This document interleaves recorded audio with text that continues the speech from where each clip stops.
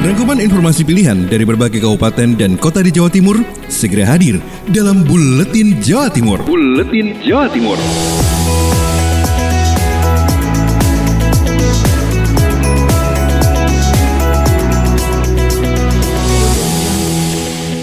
Salam jumpa sahabat, saya Wisnu Dermawan kembali menyapa dan menghadirkan rangkuman informasi terkini dari Lembaga Penyiaran Publik Lokal Radio Kabupaten dan Kota di Jawa Timur yang rangkum dalam Buletin Jawa Timur edisi Kamis 18 Juni 2020. Awal perjumpaan kita, sahabat akan saya ajak menuju Kabupaten Lumajang. Rekan Yongki Cahyadi dari Suara Lumajang menyampaikan kabar tentang masyarakat Lumajang diajak tingkatkan konsumsi pangan lokal. Pemerintah Kabupaten Lumajang terus mempromosikan program aksi gerakan kembali ke pangan lokal atau SIGEMPAL yang sudah berlangsung sejak 2009 lalu agar masyarakat dapat meningkatkan konsumsi pangan lokal dengan mengolah bahan pangan lokal yang ada di Lumajang. Hertuti, Kepala Dinas Ketahanan Pangan Kabupaten Lumajang menyampaikan bahwa pihaknya saat melakukan kegiatan monitoring kepada kelompok pekarangan pangan lestari binaan Dinas Ketahanan Pangan di Dusun Jabon, Desa Pasru Jambe, Kecamatan Pasru Jambe,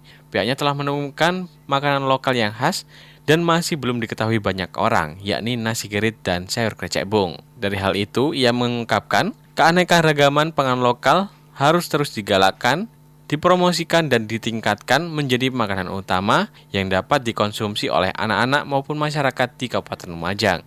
Hertuti menambahkan bahwa nasi gerit dan sayur krecek rebung merupakan makanan lokal yang menjadi makanan sehari-hari masyarakat di wilayah Kecamatan Pasru Jambe. Oleh karena itu, dirinya ingin agar potensi pangan lokal di wilayah kecamatan yang lain dapat lebih dikenalkan kepada masyarakat lebih luas. Yongki Cahyadi, Suara Lumajang. Dari Kabupaten Lumajang kita menuju Kota Madiun. Kiki Deselia dari Suara Madiun menyampaikan informasi tentang Wali Kota tinjau pembangunan Taman Sumber Umis dan sentra kuliner Rimba Dharma sebagai ikon wisata baru Kota Madiun. Pembangunan Taman Sumber Umis sisi timur memang masih dalam pengerjaan.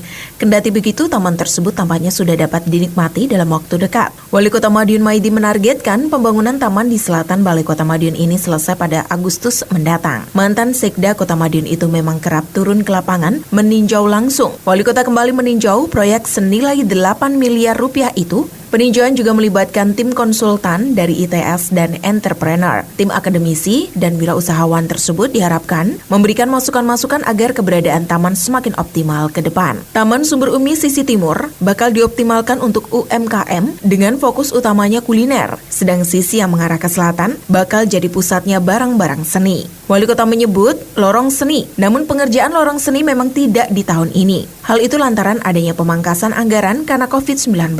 Pembangunan akan dilakukan secara bertahap. Wali Kota bersama tim juga meninjau pembangunan sentra kuliner Jalan Rimba Dharma dan pedestrian Simpang 5 Patung Pendekar. Pembangunan di kedua titik itu memang sedang berjalan. Kedua titik juga bakal menjadi pusat perekonomian baru di Kota Pendekar. Wali Kota menyebut pembangunan kali ini memang belum menyeluruh. Sebagian anggaran memang terpangkas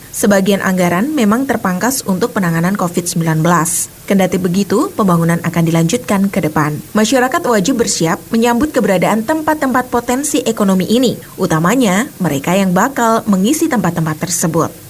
Kiki Deselia, Suara Madiun. Sementara itu, rekan Mega Kristi dari RGR Tulungagung menyampaikan kabar tentang restribusi parkir di Kabupaten Tulungagung turun 15%. Adanya kebijakan pembatasan aktivitas di luar rumah untuk mencegah penyebaran COVID-19 di Tulungagung membuat pendapatan retribusi parkir menurun. Namun dengan transisi menuju new normal, diharapkan pendapatan retribusi parkir dapat kembali normal secara perlahan. Kepala Dinas Perhubungan di Sub Tulungagung Mariani mengatakan hampir 3 bulan terakhir dalam masa pandemi COVID-19 ini, pendapatan retribusi parkir mengalami penurunan 10 hingga 15% dari pendapatan retribusi pada bulan normal. Hal itu karena adanya penurunan kunjungan masyarakat di beberapa pusat keramaian. Padahal menurut Mariani, jika pada hari-hari biasa dalam 1 bulan pendapatan retribusi parkir bisa mencapai 550 hingga 700 juta rupiah tiap bulannya. Saat ini pendapatan retribusi parkir hanya mencapai 400 juta rupiah, khususnya pada April dan Mei 2020 ini. Mariani menjelaskan ada 3 jenis tempat parkir yang dikelola oleh Dishub Tulung Agung. Pertama, tempat parkir khusus. Tempat ini ada di 3 lokasi, yakni Gor Lembu Peteng, Alun-Alun Tulung Agung, dan terminal. Kedua, tempat parkir langganan berupa pembayaran ketika membayar pajak di Samsat. Sementara disinggung mengenai parkir liar di Tulung Agung, Mariani mengatakan memang masih ada praktek parkir liar, jumlahnya tidak sampai 100 orang. Dan ke depan, masih menurut Mariani, Dishub Tulung Agung akan merekrut orang-orang parkir liar untuk menjadi binaan di tempat parkir non-langganan Dishub.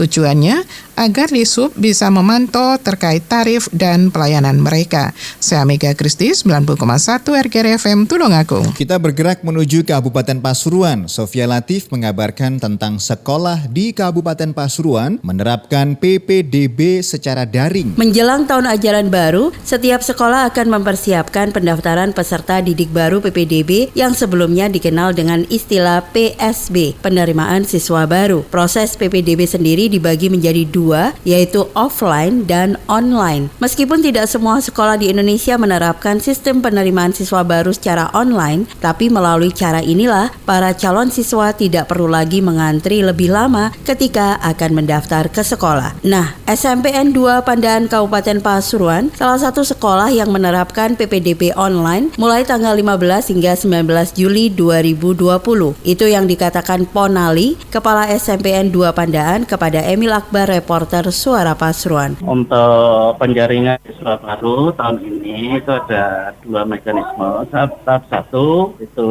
terkait dengan 3 jalur yang ada, jalur afirmasi, jalur mutasi atau pembenaran dua, dan jalur prestasi. Itu sudah dilaksanakan tanggal 11 sampai tanggal 16 Mei 2020. Itu sudah terjaring 50%-nya. Karena dari 3 jalur itu adalah 50% yang terdiri dari afirmasi itu adalah 30%, dan yang perpindahan 5%, sedangkan yang prestasi terbalik, yang prestasi 30%, yang afirmasi 15%, yang untuk mutasi 5%. Sehingga di tahap 1 itu sudah terpenuhi 50%-nya. Maka untuk tahap 2 yang hari ini dimulai tanggal 15 sampai dengan tanggal 11 ini adalah tahap 2, yaitu zonasi. Nah, zonasi ini kita laksanakan dengan mekanisme daring. Jadi siswa itu nanti bisa mendaftar dari tempat tinggalnya masing-masing dengan syarat-syarat yang sudah ditentukan, utamanya yaitu di zonasi yang kita utamakan itu adalah kata. Karena nanti yang menjadi kriteria penerimaan dalam PPDB jalur zonasi yaitu radius terdekat dengan titik koordinat SMP 2 Pandaan. Sofia Latif, Suara Pasuruan. Kita melanjutkan ke Kabupaten Blitar. Rekan Oza Ahmad dari Persada FM Blitar mengabarkan jumlah tempat pemungutan suara atau TPS untuk Pilkada 2020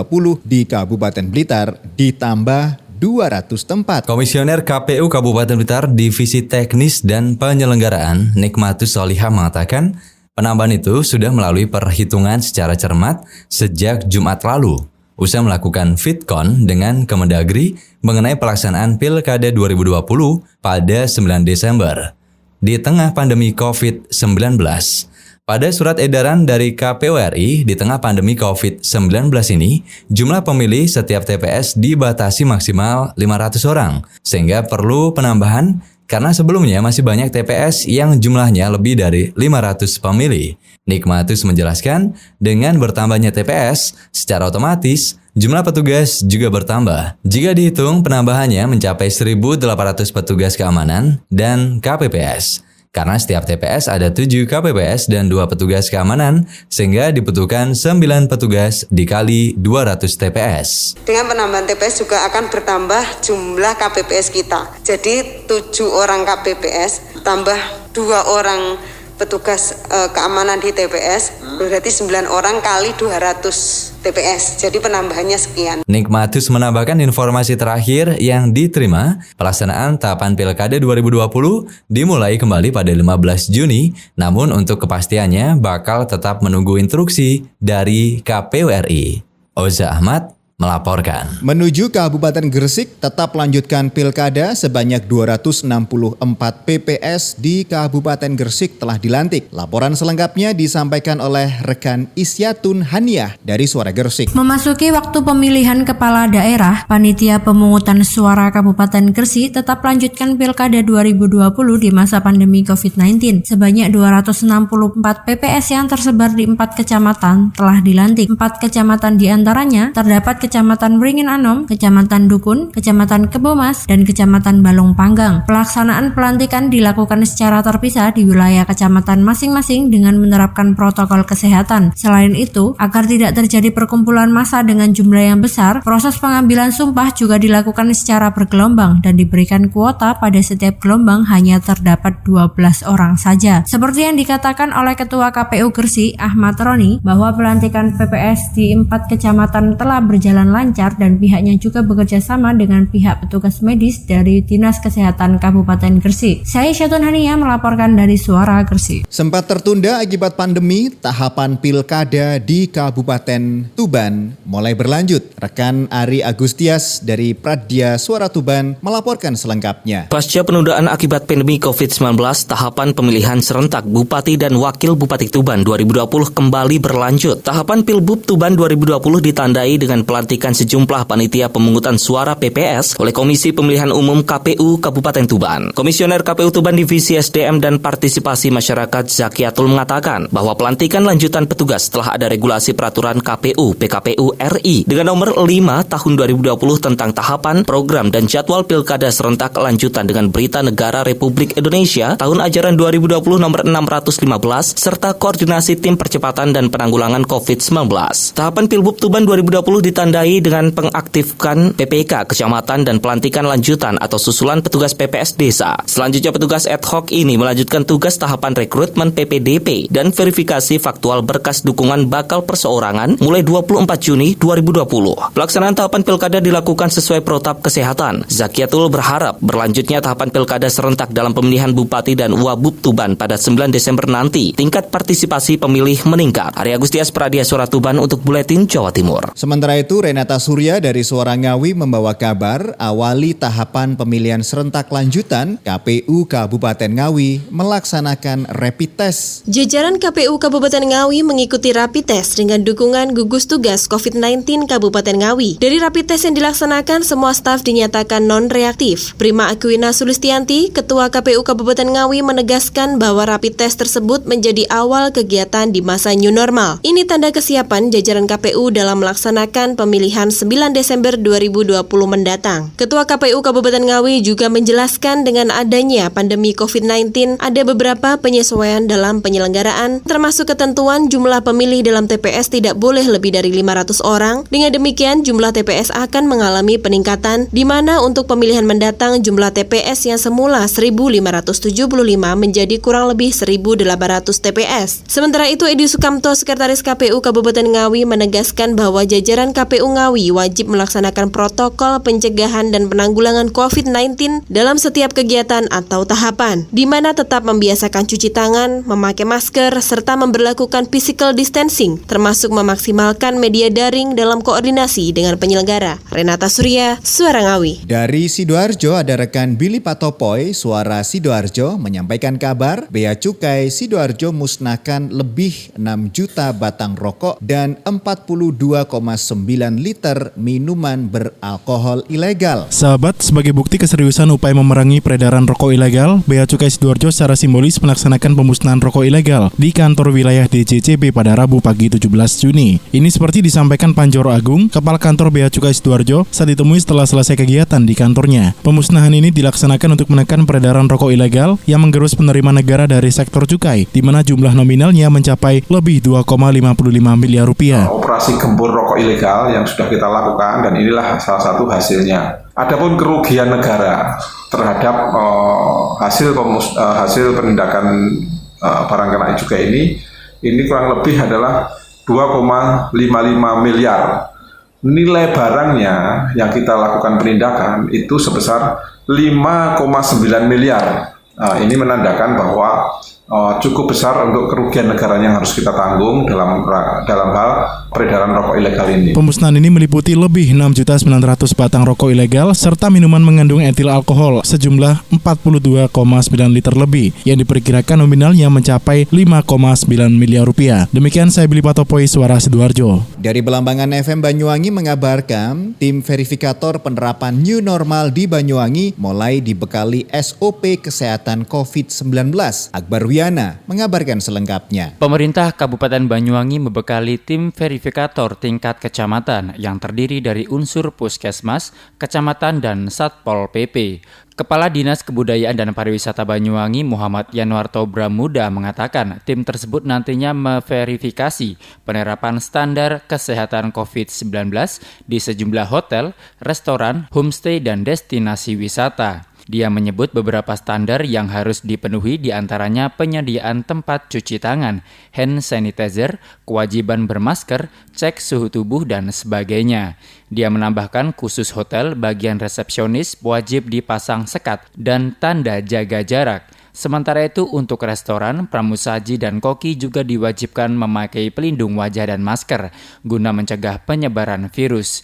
Begitu juga dengan jarak meja dan kursi antar pengunjung tidak boleh berdekatan. Pihaknya menambahkan nantinya jika tim verifikator telah memastikan penyedia jasa melakukan protokol kesehatan COVID, maka penyedia jasa akan diberikan sertifikat SOP kesehatan COVID. Dan jika melanggar maka akan ditegur hingga pencabutan sertifikat. Akbar Wiana melaporkan. Sementara itu, rekan Kirana Nisa dari Mahardika FM Kota Blitar akan menyampaikan kabar BKD Kota Blitar tegaskan pengisian jabatan kosong baru bisa dilakukan Agustus 2021. Pemerintah Kota Blitar melalui Badan Kepegawaian Daerah BKD memastikan tidak akan melakukan mutasi atau lelang jabatan meski terdapat 6 jabatan kepala OPD yang saat ini kosong. Suyoto, Kepala Badan Kepegawaian Daerah BKD Kota Blitar dikonfirmasi Selasa 16 Juni 2020 mengatakan, berdasarkan Undang-Undang Nomor 10 Tahun 2016 tentang Pilkada, pemerintah daerah dilarang melakukan mutasi 6 bulan jelang dan sesudah Pilkada, kecuali mendapat rekomendasi dari Gubernur Jawa Timur atau Kemendagri. Melihat waktu yang saat ini ada, menurut Suyoto, pemerintah Kota Blitar tidak memungkinkan melakukan mutasi. Oleh karena itu, untuk menjalankan tugas pokok dan fungsi, 6 jabatan kepala OPD yang saat ini kosong diisi oleh pelaksana tugas, sedangkan pengisian jabatan kosong paling cepat dilakukan Agustus 2021 jika pelantikan wali kota terpilih berlangsung Februari 2021. Suyoto menyebut jabatan kepala OPD yang saat ini kosong adalah Dinas Pekerjaan Umum dan Penataan Ruang, Dinas Kependudukan dan Pencatatan Sipil, Dinas Pendidikan, Dinas Koperasi dan Usaha Mikro, Inspektorat Daerah, dan Satpol PP. 6 bulan setelah pelantikan itu tidak boleh melakukan mutasi atau pengisian jabatan, kecuali mendapatkan rekomendasi dari Gubernur dan Mendagri. Untuk menjamin kelancaran tugas pokok dan fungsi, apabila ada yang kosong, satu-satunya dengan cara pelaksana tugas. Sementara itu, Sobat, di sisa tahun 2020 ini terdapat kepala OPD yang memasuki masa pensiun, yaitu Pande Ketut Suryadi, Kepala Dinas Lingkungan Hidup Kota Blitar. Kirana Nisa, Mahardika FM. Dari Kota Blitar kita menuju Kota Probolinggo. Rekan Stebi Julionathan dari Suara Kota Probolinggo melaporkan, Forkopimda kunjungi Kampung Tangguh Semeru Benteng. Senin siang kemarin, Wali Kota Probolinggo Habib Hadi Zainal Abidin dan Wawali Muhammad Sofis Sobri, Kapolres AKBP Ambaria Diwijaya dan Dandim 0820 Letkol Infantri Imam Wibowo berkunjung ke Kampung Tangguh Semeru Benteng di Kecamatan Mayangan.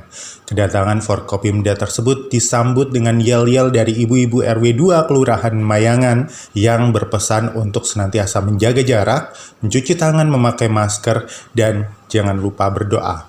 Di posko KTS, Kampung Tangguh Semeru Benteng, dipamerkan juga produk yang dibuat masyarakat seperti face shield, masker kain, baju hamsat, manisan, serta sirup rosella.